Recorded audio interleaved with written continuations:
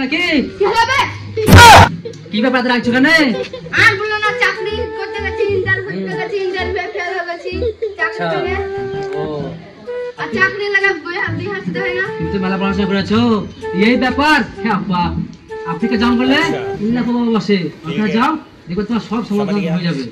তাড়াতাড়ি যাও। কোনখানে করে? সামনে যে ওই দক্ষিণের পাহাড়ে দেখতে বসে ইল্লা বাবা, আর চলে যাও। আচ্ছা, এটা কি ইল্লা বাবা দিলা? হ্যাঁ, বাবা তো পয়সা দেয় না, পয়সাও কাছে নাই। বাবার কাছে খৈনি কিনে দেবাই না, খৈনি কিনে লি বলছে একই চাই, এক প্যাকেট খৈনি লাগবে তবে যেতে দেবো। দারোয়ান যদি এমন হয় তাহলে বাবা কেমন হবে? আচ্ছা লাও বাইগান। বাবা প্লিজ আমাকে বলো, তোমার কি সমস্যা বলো। আমাকে একটা সরকারি চাকরি দেন প্লিজ প্লিজ।